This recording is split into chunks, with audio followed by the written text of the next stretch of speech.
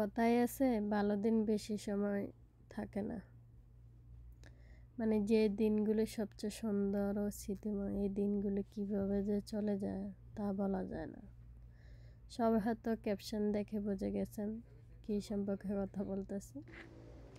তো আজকে আমরা আমাদের মক্কাতে শেষ দিন, আমরা আজকে বিকাল 3টায় বের হয়ে যাব।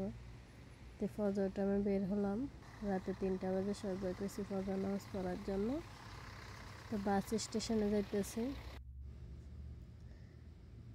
দেখেন বাস স্টেশনে যাওয়ার প্রায় 2 মিনিট পরে বাস আছে। আসলে বাসটা টাইম টু টাইম 1 মিনিটে এদিক সেদিক হয় না, চলে আসে।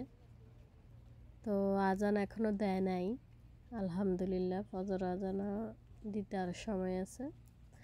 রিয়াদে আর মক্কাতে অনেক তফাৎ, মানে আধা ঘন্টা বেশ কম আজান দেওয়া, নামাজ সময় শুরু হওয়া, মানে একই দেশ এরপরও আধা ঘন্টা বেশ কম।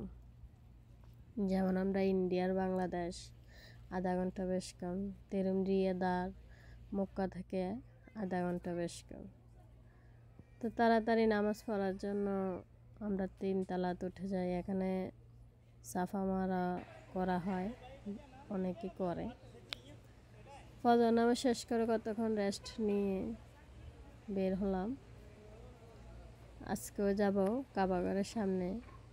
আর যারা গেছে মক্কাতে তারা জানে, যদি আপনি উমরা করে নেন তাহলে যদি আপনার গায়ে উমরার পোশাক না থাকে, মহিলাদের কোনো সমস্যা হয় না, পুরুষদের জন্য যদি আবার কাবাঘরের সামনে যাইতে হয় অবশ্যই উমরার পোশাক পরা লাগবে, যদি উমরা করেন আর না করেন।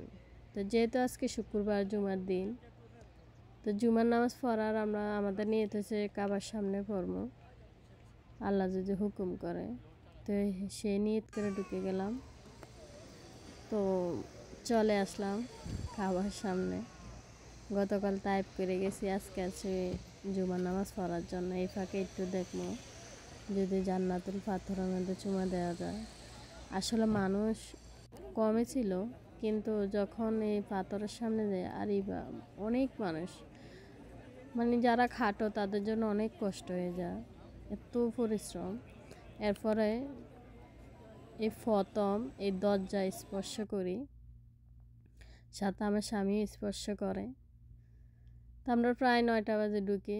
9টার পর ঢোকার পর জুমার নামাজ পড়ে তাড়াতাড়ি আবার হোটেলে চলে আসি, বাস চলে আসবে 3টা বাজে। তো খাওয়া দাওয়া করলাম 5 মিনিটের মধ্যে, যেমন পোশাক তেমনি বের হয়ে গেলাম।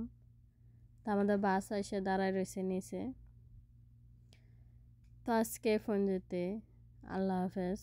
বাকিটা ভিডিওটা বড় করব না, তাই পুরো ভিডিও দেই নেই। তো এটি আমাদের শেষ দিন, মক্কাতে 5 দিন। আলহামদুলিল্লাহ সব কিছু সুন্দরভাবে হয়েছে।